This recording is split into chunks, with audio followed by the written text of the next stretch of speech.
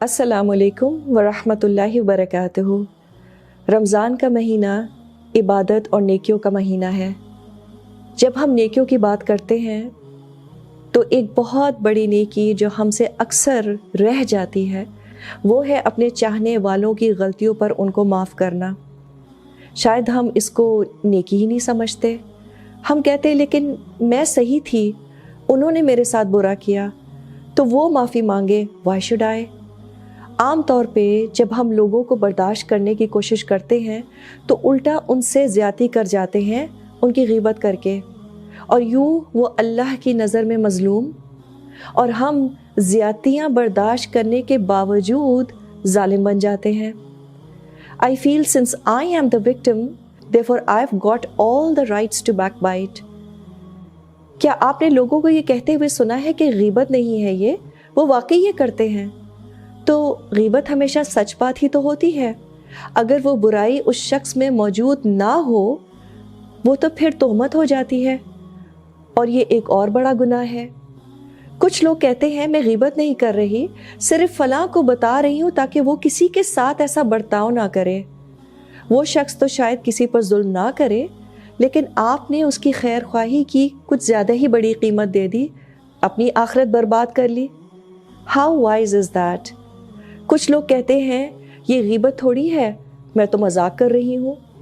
तो दुनिया में अगर आपको the best stand up comedian का अवार्ड मिल भी गया, is it really worth perhaps burning in hell for ever?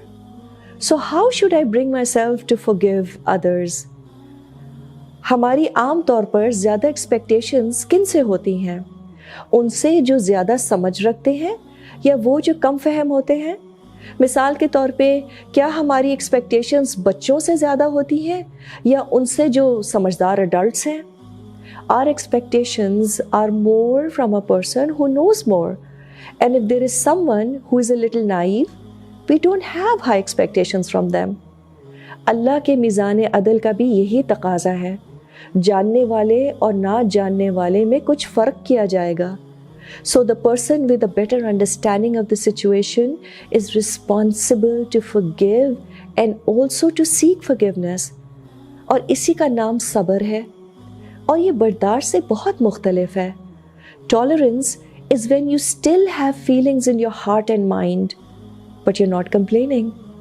When you say, I can't have more patience for someone, in reality, you don't have tolerance for that person.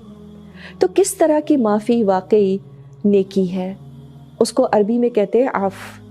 This is to forgive with love, where you don't have any hard feelings in your heart. If you forgive and you cannot forget, that is not really forgiveness. We have to permanently delete the incident from the hard disk of our hearts. How would you know that you have truly forgiven a person? You feel light-hearted after forgiving and also after seeking forgiveness. Sabr is when you have forwarded the case to the Supreme Court up there. And tolerance is when you're trying to handle the situation on your own.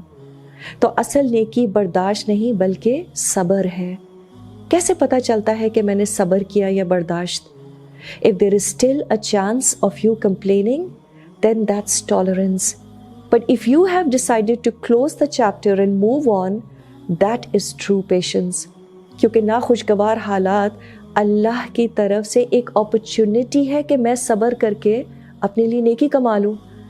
तो इस रमज़ान हम दूसरी इबादत के साथ साथ अपने दिल भी साफ़ करेंगे। और क्यों? इसलिए कि आज अल्लाह ने मुझे इस बात का फ़हम दे दिया है कि इस शख्स से मुझे अल्लाह आज़मा रहा है।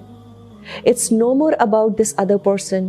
It's about Allah testing me and giving me an opportunity to earn His pleasure by forgiving this person. जब हमारा फोकस अगले शख्स से हटकर अल्लाह की कदर पर हो जाता है, this is a huge paradigm shift in life. और फिर हम खुशी खुशी इसको एक बड़ी नेकी समझकर दूसरों को दिल से माफ़ कर देते हैं। रमज़ान में हम ख़ुद भी तो अल्लाह से कसरत से इस्तग़फ़ार करते हैं ना। अगर हमारी इस एक नेकी से अल्लाह हमारे गुनाह माफ़ कर दे तो क्या ये बुरा सौदा है? Isn't this a very small price to pay for being forgiven for all the sins that we commit? تو اس مہینے اللہ ہمیں صابرین میں شمار کر لے اور ہمیں ہمیشہ دوسروں کو دل سے معاف کرنے کی توفیق عطا فرمائے۔